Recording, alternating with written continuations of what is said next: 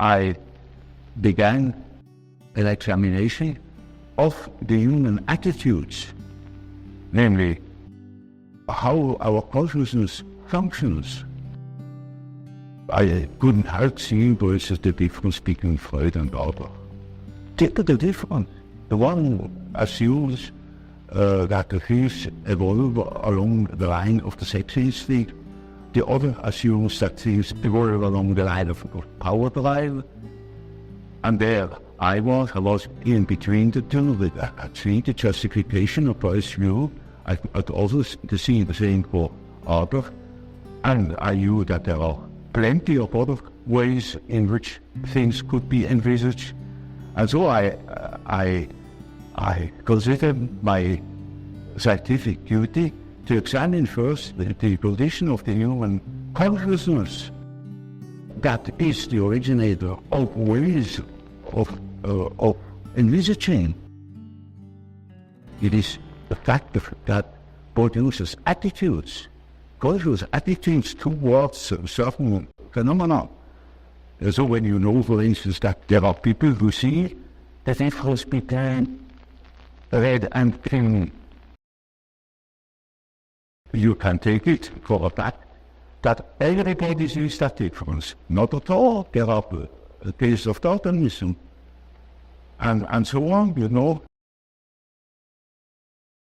The one sees this, the other sees that, and I tried to find out what the principal differences were. And that is the book about the types. And so first is introverted, extroverted attitude, then the functional aspects, and each of the four functions is predominant. Now mind you, these four functions were not a scheme I had invented and applied to psychology. On the contrary, I took quite a long time to discover that there is a lot of type, but distinctly type. Because I thought my type is of course that is human. It is not. There are other people who decide the same problems I had to decide in an entirely different way. They look at things in an entirely different way. They have entirely different values. They are versus feeling types. And so, after a while, I discovered that there are intuitive types. It gave me much trouble. It took me over a year to become somewhat clear about the existence of intuitive types. And the last, and the most unexpected, was the sensation type. And only later on I saw that those are naturally the core aspects of conscious orientation. You can increase the number of principles, but I found that the most simple way is the way I told you. As the division by four is a simple and natural division of a circle. I didn't know the symbolism of those particular classification. Only when I studied the archetypes, I became aware that they did a very important archetype that had a paint and an over forward. I also found in the study of the types that it is a certain link as to the personal nature of the unconscious, the personal quality of the unconscious in a given case. But if you take an extrovert, well, his unconscious has then an introverted quality, because all the extroverted qualities are played in consciousness, and the introverted let be the unconscious, therefore it has introverted quality, and so on with the functions the same. That gave me a lead of the diagnostic value. It helped me to understand my patients. The sort of question that is so important as we try to understand the individual, and this centers around the problem of motivation, why the person does what he does. Now, to a great degree, you've already talked about this when you talked about archetypes. Now, in the work of Dr. Freud, he spoke of libido as an energy, and earlier we spoke of libido and the fact that you felt that it was more than just sexual energy. He thought it to be something much broader. Now, you have certain principles about psychic energy which are indeed very provocative.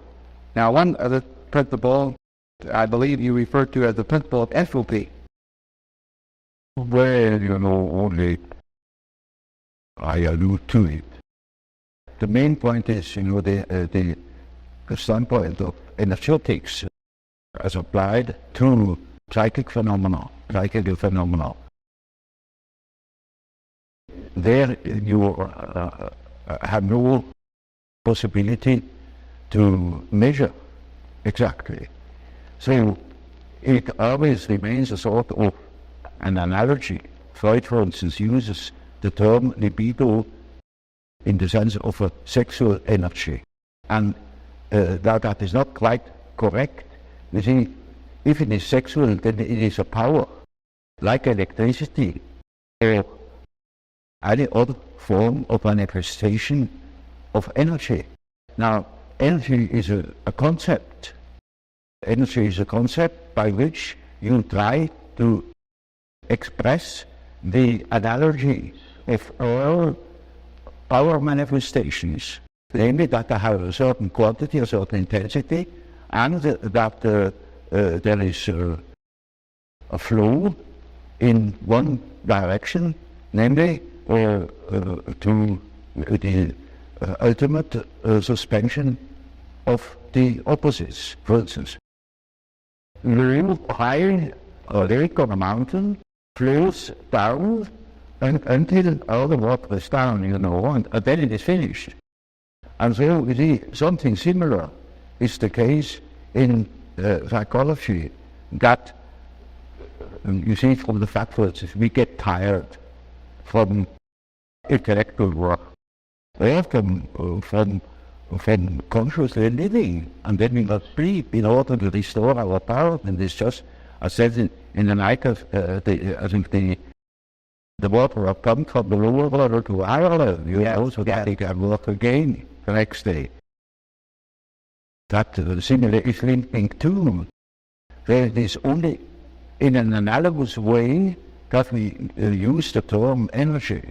And I used it because I wanted to express the fact that the power manifestation of sexuality is not the only power manifestation, because you have a lot of time, say the drive to conquer, or drive to aggression, or something of the sort. There are many theories, you see, for instance, to take animals, the way they are building their nest, the urge of the traveling bird, that migrates. They are driven by a sort of energy manifestation. You see, the meaning of the word sexuality would be entirely gone if everything is that. So Freud himself saw that this is not applicable everywhere, and later he corrected himself by assuming that there are also ego's right. They say, now that is something else. That's another manifestation. Now, in order not to presume or to prejudice things, I speak simply of energy. An energy. It is a quantity of energy that can manifest via sexuality or via any other type of drive. And that is the main creature, not the existence of them seeing the power, because that is not workable. Now, another thing about a motivation or the condition which arouse, direct, and sustain the individual, it seems to be two views that we find in much of our psychology in America today. Now, one is might be called an historical view, where we try to look in the history and development of the individual for answers to why he is doing certain things at the moment. Then we have another view, which was postulated and discussed by Dr. Kurt Levine, which is sort of a field theory. He thinks that the history, the past, is not important motivation, but all conditions which affect the individual at that moment. We can predict behavior by knowing all the conditions in that moment, but we don't have to go back to the past to understand why the person does what he does. Now, you think that this present feel idea of Dr. Lewin has any virtue? Does it? Well, obviously, you see, I always insist that even chronic neurosis has its true cause in the moment. Now, the diagnosis is made every day by the wrong attitude the individual has. But that wrong attitude is a historical fact that needs to be explained historically by things that have happened in the past. But that is one-sided too, because all psychological facts are oriented not only to a cause but also to a certain goal. They are in a way teleological, namely they serve a certain purpose. And so one attitude can have originated in a certain way long ago, but it wouldn't exist today anymore if there were not immediate causes and immediate purposes that keep it alive today. So a neurosis can be finished suddenly on a certain day, despite of all causes. In the beginning of the war, the cases of compulsion neurosis that have lasted for many years suddenly were cured because they got into an entirely new condition. It is like a shock. You see that with shock. Even the schizophrenia can be vastly improved by a shock, because that's a new condition. It is a very shocking thing that shocks them out of their habitual attitude, and then they are no more in it, and then the whole thing collapses. The whole system that has been built up for years. So in therapy, in working with a patient, you would not say that it's absolutely imperative to have to reformulate all of the past life in order to help them with the present neurosis. You feel that you could deal with them at the moment with this problem as it is at this time, that it's not necessary to go back and probe into things that happened to him during his second and third year of life. You see, there is no system about it in therapy.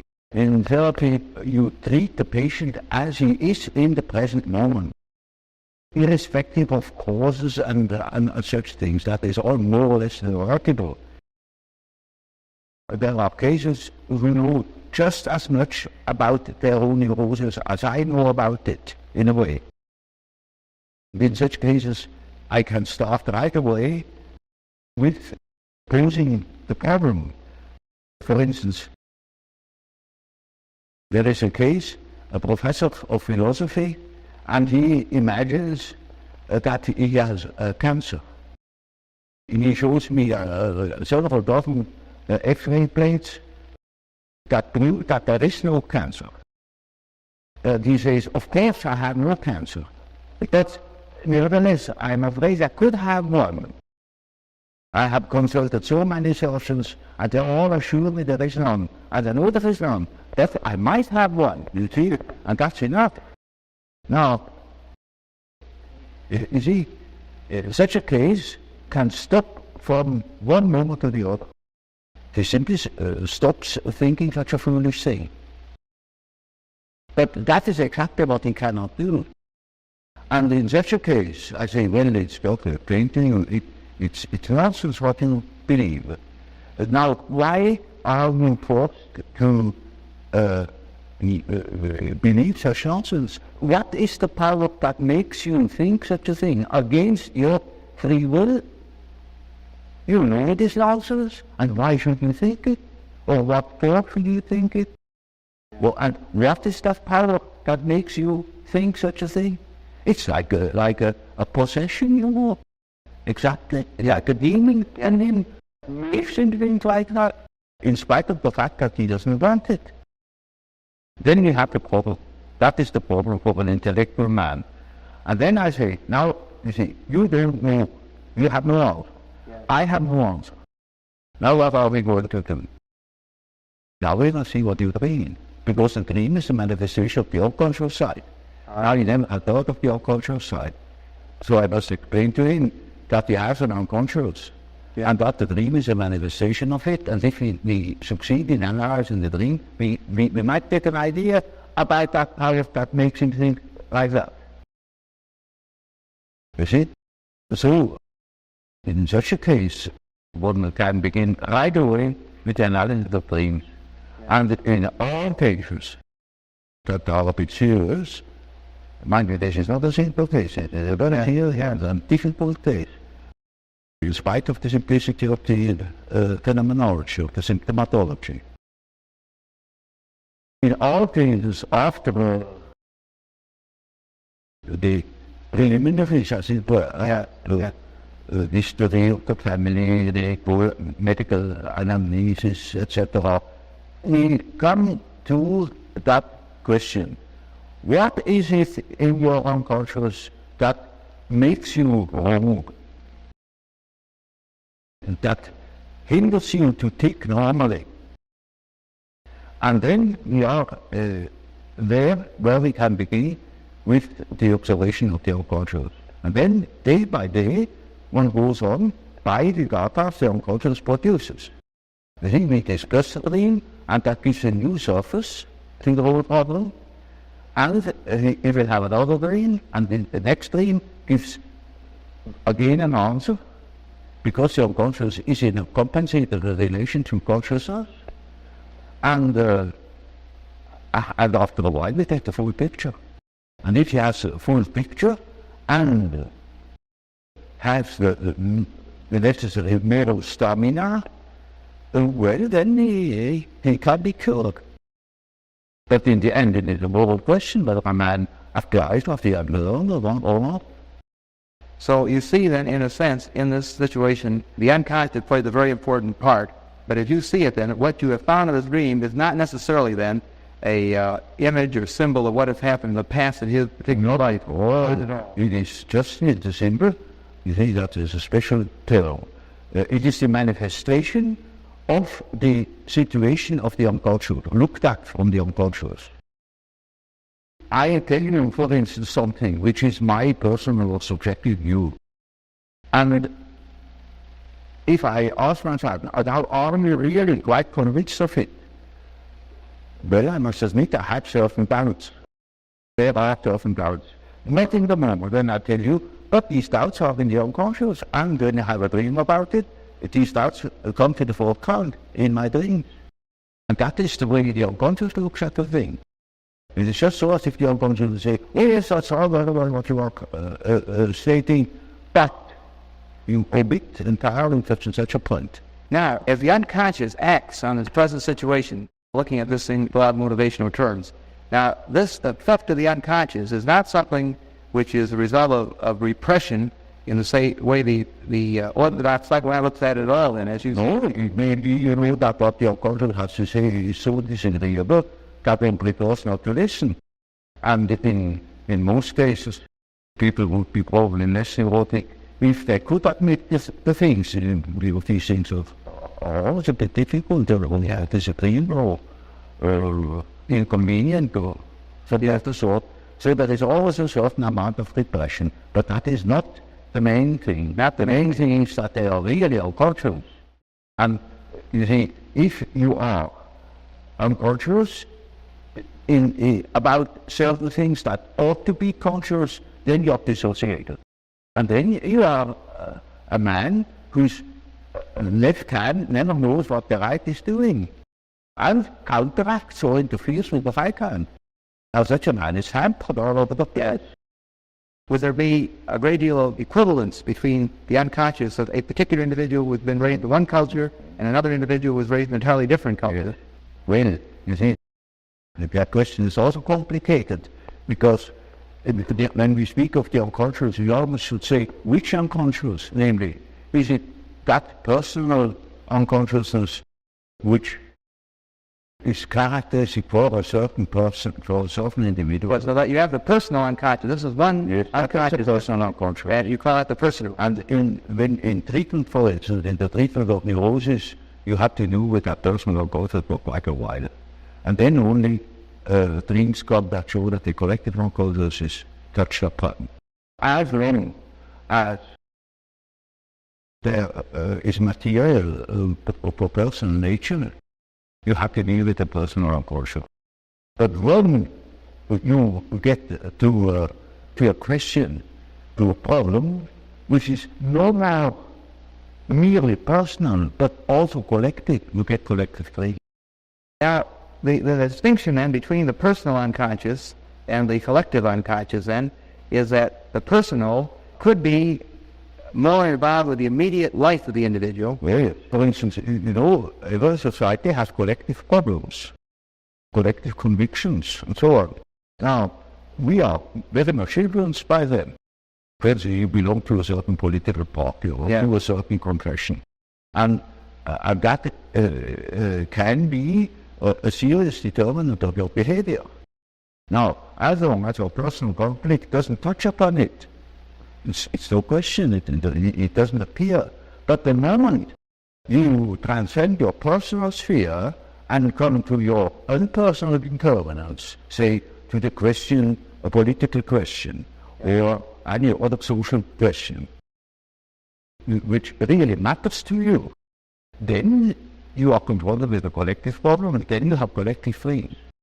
I wonder if it would be too presumptuous of me to ask if you could, for the moment, think of an actual case of perhaps a patient or a friend in which you might show us how the personal and the collective unconscious were acting in, say, his neurosis or perhaps in a problem that he may have... Well, you see, there is an enormous amount of personal dreams, for instance, with the fact how your relation is to your father, or to your mother, or to your wife, and so on, with all sorts of individual variations.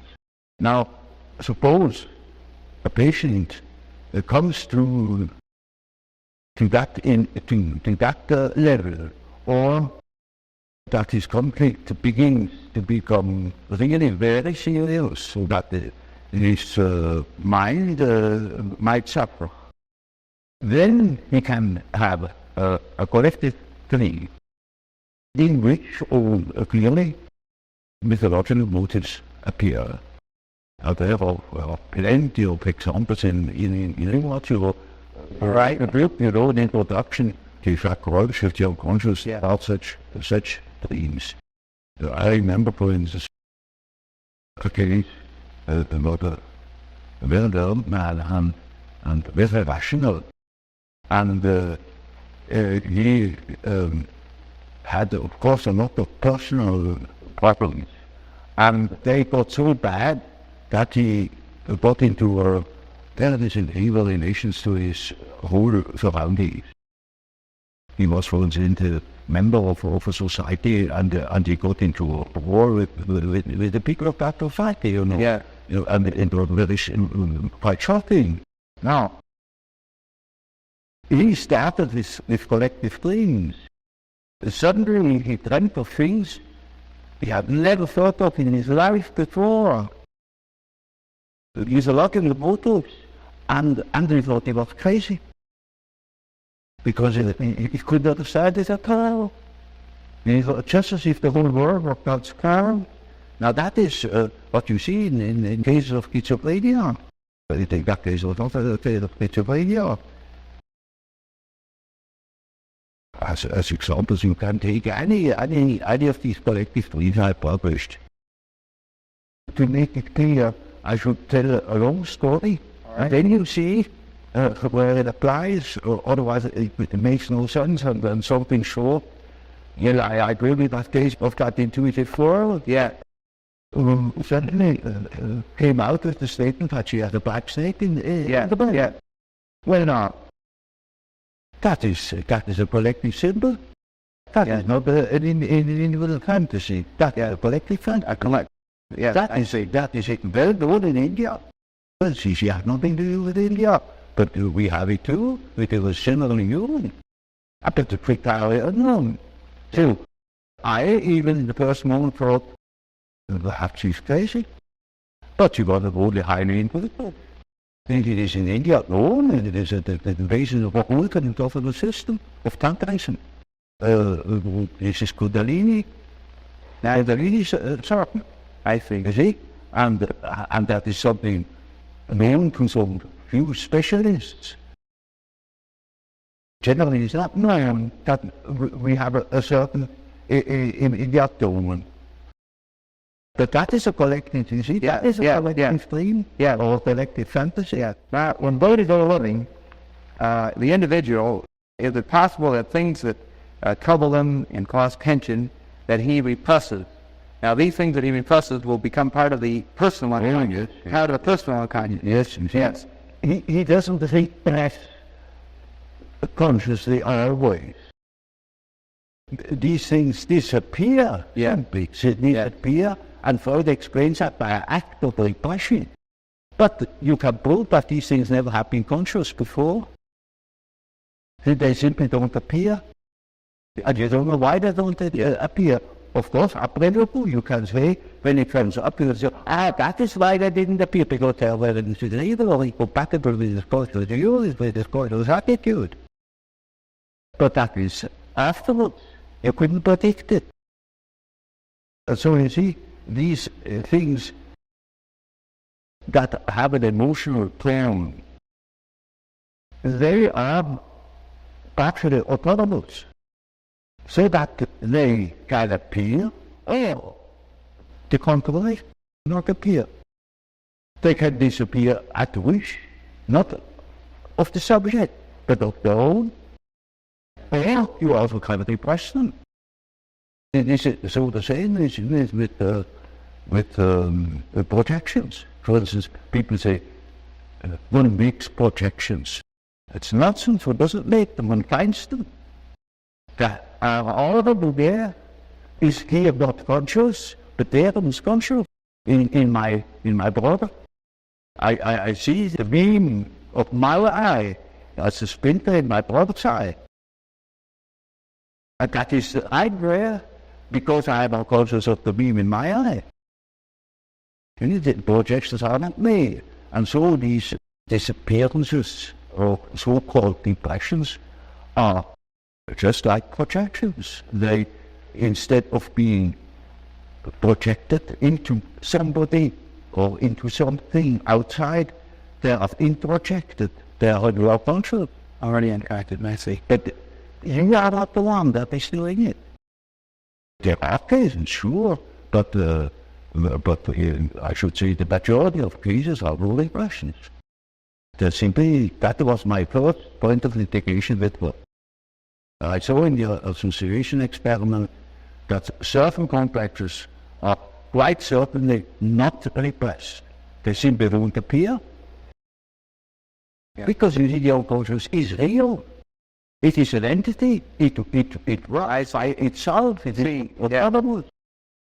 So, in a sense, when looking at the so-called defense mechanisms that the orthodox psychoanalysts speak of, like projection, rationalization, and so on and so forth, then, in a sense, where you would differ from the orthodox psychoanalytic view, you would not say then that they are a repressed type of way of defending a manner in which the ego is being defended, but rather you would say that they were already there. They're simply a manifestations of patterns that are already present in the unconscious. Yes, and for instance, take that example of that serpent.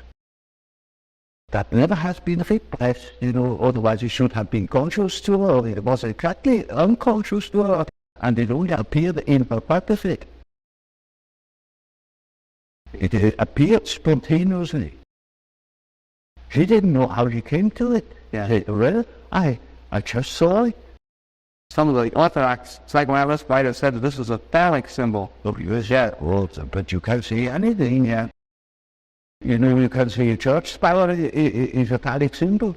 But when you dream of the peace, what is that? You know what the man is saying? One of the Orthodox, the old God.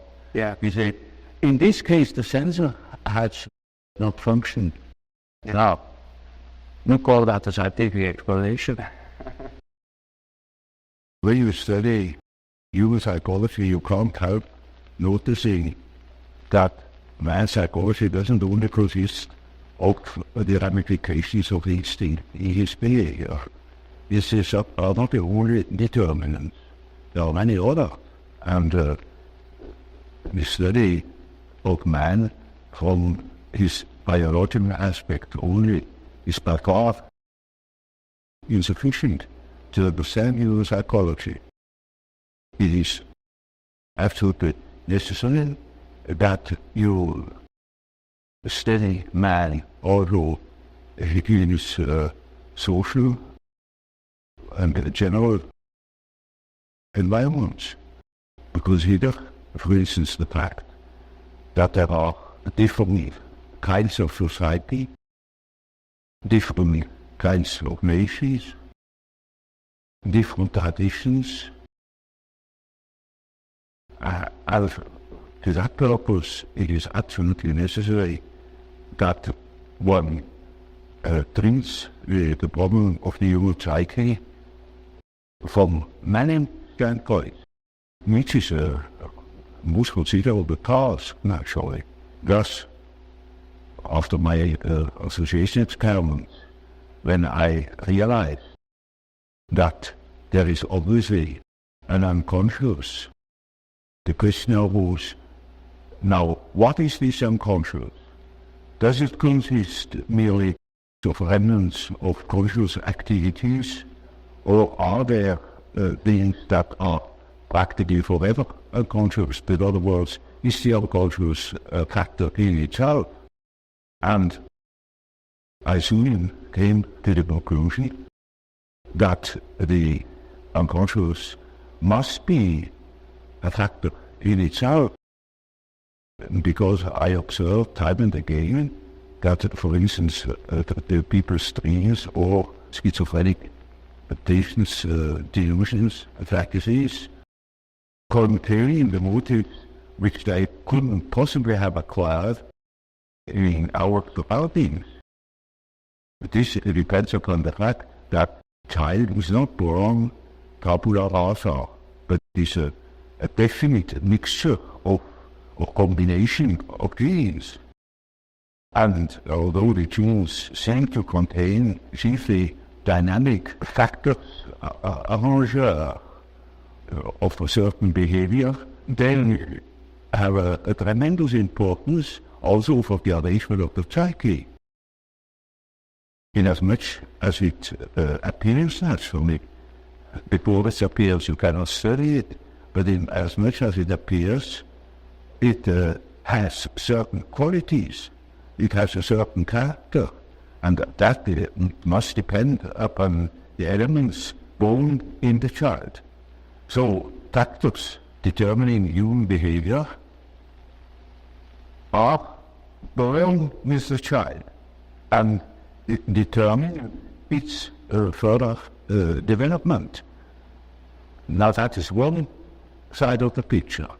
The other side of the picture is the individual lives in connection with others in certain definite surroundings that will influence the human combination of qualities.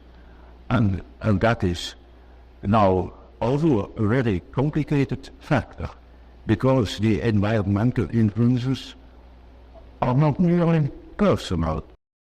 There are an amount of objective factors. The general social conditions, laws, convictions, ways of looking at things, of dealing with things. Now, these things are not of an arbitrary character, they are historical. There are historical reasons why things are as they are. And as there are historical reasons for the qualities of the psyche that is born, there is such a thing as the history of man's evolution in the past years. And that shows that a real understanding of the psyche must consist in the elucidation of the history of the human race. The history of the mind, for instance, as of the biological biological data. So, when I wrote my first book concerning the psychology of the unconscious, I already had formed a certain idea of the nature of the unconscious. To me, it was then a remnant of the original history of man living in his surroundings. A very complicated picture. Of course, you brought up many, many very interesting and provocative ideas here, as you have, of course, in your many, many thousands of pages of writing and written work. Would you like to comment a little bit upon this process of individuation, this process, how all these factors move toward a whole, a totality? Well, that's something quite simple. Take an acorn, put it into the ground, it grows and it becomes an oak. You see, that is man. Man develops from an egg and develops into the whole man. And that is the law that is in him. Well, when you spoke with Dr. Einstein in your early discussion, well, tried out some of his ideas on you, did you ever ask his opinion about the possibility that relativity might apply to psychic function? Did you ever discuss that particular point? Well, you know how it is. When a man is so concentrated upon his own idea, yes. And when he is a mathematician on top of everything, then you are not welcome. Yes, that's right. What year was it that you were friends with Einstein? Well, I wouldn't call myself a friend. I was simply the host. And I tried to listen and to understand it. And so there was little chance to insert some of my own ideas. Was this after he'd already formulated the relativity theory, or just before? It was just when he worked on it, right in the beginning. It was very interesting, very interesting. In your dealings with Professor Toynbee, have you got rather interested in his ideas of history? Oh yes, you see his ideas about the life of civilizations. That is only by archetypal forms. And Toynbee has seen what I mean by the historical functioning of archetypal developments. See, that is a mighty important determinant of human behavior that lasts for centuries or for thousands of years and expresses itself in sequence. Sometimes sickness singles you would think nothing of it. For instance, you know that Russia, the Soviet republics, had that symbol of the red star. Now, it's a five-red red star. America has the five-red white star. They are enemies. They can't come together. Now, he eliminated for about at least 2,000 years, the red and the white is the couple. That is ultimately destined to marry each other. And so America is a sort of matriarchy as much as most of the money is in the hands of women. Yeah, right. And Russia is the land of the little father. I think that's a patriarchy. So it is father and mother, you know. The white woman, in the middle, they call it the white woman, the Eugenia Planeta, and the servus rubrius, the red slave. Well, it seems to be a very fundamental part of your writing and your ideas, and it's encased in the term mandala. Yeah. Now, this seems to be sort of an ultimate realization, direction, and I would certainly be most interested in hearing your observations on this idea. Well, mandala is just one typical archetypal form. It is what they call it ultimately quadratura circuli, the square in the circle, or the circle in the square. And it is an age-old symbol that goes right back in the prehistory of man, and is all over the world.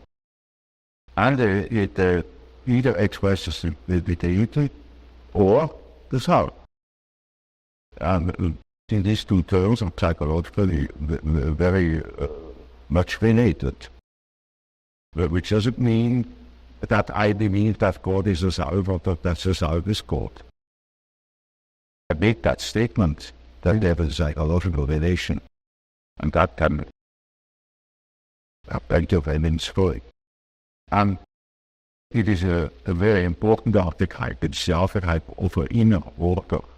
It is always used in that sense, either to make the arrangement of the many aspects of the universe, a world scheme, or the scheme of our psyche. And it expresses the fact that there is a center and a periphery. And it tries to embrace the whole. It's a symbol of wholeness. In a moment where, you should say, during a treatment, when there is good disorder and chaos in a man's mind, then this symbol can appear as in the form of a mandala in a dream, or in his imaginary fantastical drawings, or something of the sort. There is continuity affairs as a compensatory archetype, bringing order, showing the possibility of order, centeredness. And it is a center which is not coincident with the ego, but with the wholeness, the big wholeness, our wholeness, which I call the self. This is the term of wholeness. And I am not whole in my ego. My ego is a fragment of our personality. So you see, the center of a mandala is not the ego, it is the whole personality, the whole self, the center of the whole personality. And it plays a very calling English, for instance. But in the Middle Ages, equally. And then it has been lost. It had been thought of a mere allegorical, decorative motive. But as a matter of fact, it is a highly important and highly autonomous symbol that appears in dreams and so on, or in folklore. We usually say that the main archetype. And speaking of this totality, we do say it's very unified in the self, and of course, like you suggested here, there's the mandala, is this very important archetype symbolizing this balance, I believe. Yes. Of course, sometimes we try in psychology to start from whatever totality does exist in the individual and try to sort of look into underlying motivation, and we have recently used a great deal of certain type of testing that we call projective tests. And as you've already suggested, and we all know, of course, very well, that you played a major role in developing this point of view with your word association method. What are the ingredients of the word association test? What is involved in the use of it? You mean the practice? Yes, the method for use of it, yes. Oh, well, you see, in the beginning, when I was a young man, of course, I was completely disoriented. Patience. I didn't know where to be, didn't know what to say. And the association at first has given me the chance to offer access to their approaches. I learned about the things that they not telling in. And I got a deep insight into the things they did not know. And they discovered validated. Now, would you say that from responses, and as you say, complexes, are sort of a myriad blocks? Of course, this word complex, I know, is the originator, it's used very widely now. You know, the Gefühlsbetont and the complex, that is what I learned. Now, do you hope from these complexes or emotional blocks that you uncover as you administer this test to get at materials of the personal unconscious or the racial unconscious or all of the factors? And no, in the beginning there was no pressing about collective unconscious like that.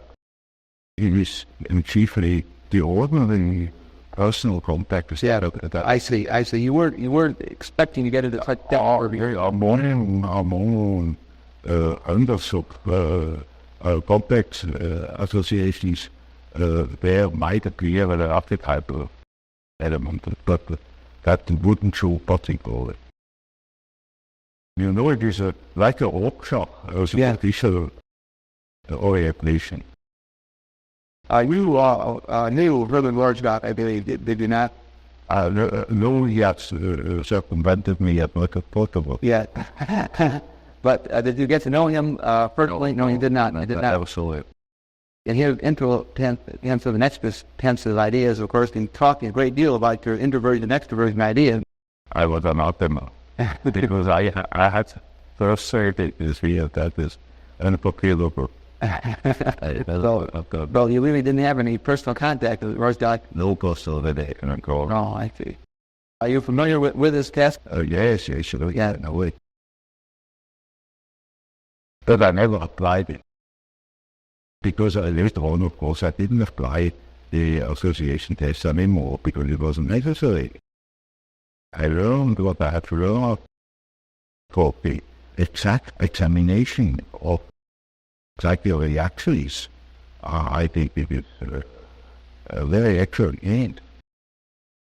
Would you say, for example, that the practicing psychiatrist, the clinical psychologist, or the practicing psychiatrist couldn't use the projective tests like the for the education of the hypothesis, or the practical hypothesis, meant to actually work people.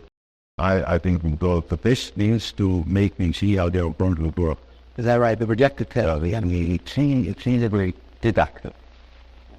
They can demonstrate repression or amnestic phenomena, the way in which people cover their emotions and so on. It is like an ordinary conversation, but seen and measured in its principles. Yeah. And that makes us really actually. You observe all the things you observe in the conversation. For instance, you ask people something, discuss certain things, and you observe little hesitations in the state of speech, certain gestures, all that comes to the foreground. And measurable, you know, in the experiment. I think I don't overrate the didactic value of it. I think very highly of it. There's a severe interpretation of Jung in it. Or if I had a case that doesn't want to be told, I can make the experiment, but I find out a lot of things through the experiment. I have, of course, discovered the murder. Is that right? Oh, would you like to tell us a little bit more how this that? Really, I detect yeah. Well, that is the association test I worked out with the example of the magnetic phenomenon. And we have done a lot of work on the camera part. We show the decrease of the volume of 3D and the chemicals of Compre.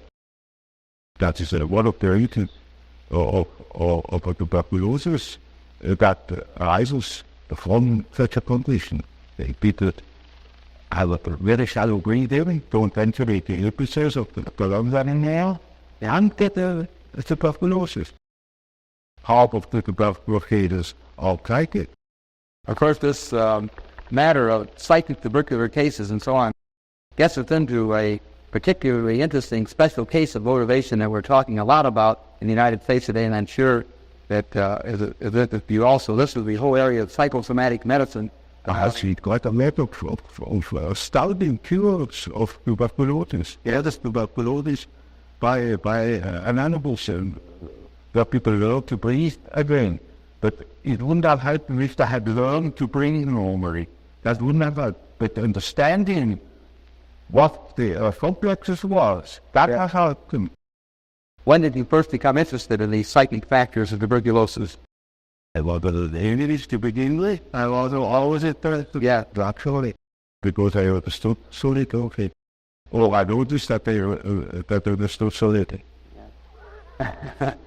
This is very much the heart of a lot of our thinking today, the area that we call psychosomatic medicine. Yes, sir. Where we are now right now becoming more and more interested in the very thing you're saying, how the emotional, how these unconscious personality factors can actually have an effect on the body. Mm-hmm. And of course, the classic examples in the United States in the past have been, for example, the peptic ulcer, where they believe this is the case of where these emotional factors have actually created pathology in the body. And of course, we've extended these ideas into many other areas. We, for example, feel that where there already is pathology, that these emotional factors can intensify it. Not only can it create it, but it can intensify existing pathology. Or sometimes there may be actually extensive to the pathology without the pattern. Now, for example, many of our physicians, or as you say, alienists in America, say that 60 or 70% of their patients are not individuals who have anything that really physically is wrong with them, but they have disorders that are of psychosomatic origin. Yeah, that's well known. Well, yeah. Known since more than 50 years. But the question is how to cure them. Now, what is the, and speaking of these psychosomatic disturbances, and it is, say, tuberculosis would be one example. We are now, of course, very interested in further research in this matter in the United States and, for that matter, other parts of the world. Do you have any ideas as to why the patient selects this type of symptom? He doesn't select them. He doesn't happen to him. You could ask Christus as well, when you are eaten by a crocodile, how you happen to select that crocodile? He hasn't selected you. Yeah. Now, of course, for me, in a sense that unconsciously, why you're selected. No, that's even out. You don't believe that there's any way of tracing in the personality of the individual a reason. You think that is an extraordinary exaggeration of the importance of the subject, as if we were choosing such things. Now, in the whole matter of psychosomatic medicine, they have now, for example, very recently hinted that cancer may have psychosomatic involvement. And this doesn't surprise you. We know these things since only that 50 years ago. We already had these causes, all sorts of stomach tuberculosis, chronic arthritis, hair diseases, all the psychogenesis under certain conditions. And even cancer, the fact that cancer may have it. Well, you see, I couldn't swear, but I have been a case where I thought now I could wonder whether there was not a psychogenic reason for that particular ailment. It came too convenient.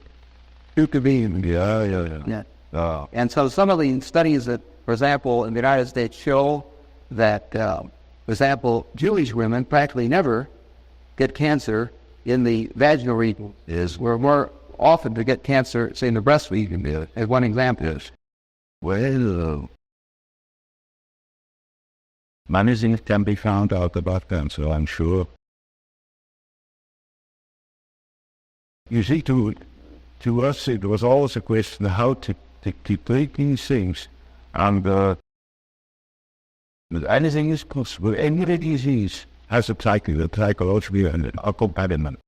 And it all depends, perhaps life depends upon it, whether you treat such a patient psychologically in the proper way or not. That can help tremendously. Even if you cannot prove in the least that the disease itself is psychogenic. Or you can have an infectious disease in a certain moment of a psychiatrical ailment or a predicament, because you are particularly accessible to an infection. Yeah. Because angina is such a typical psychological disease. Yet it is a psychological in its physical causation. It's just an infection. But why then? Well, because the psychological moment. And you see, when it is established and there's high fear and an abscess, you cannot cure it by psychology. Yet it is quite possible that you can avoid it by a proper psychological attitude. So I have this interest in psychosomatic medicine is pretty old stuff to you. You've been taught in bronze. And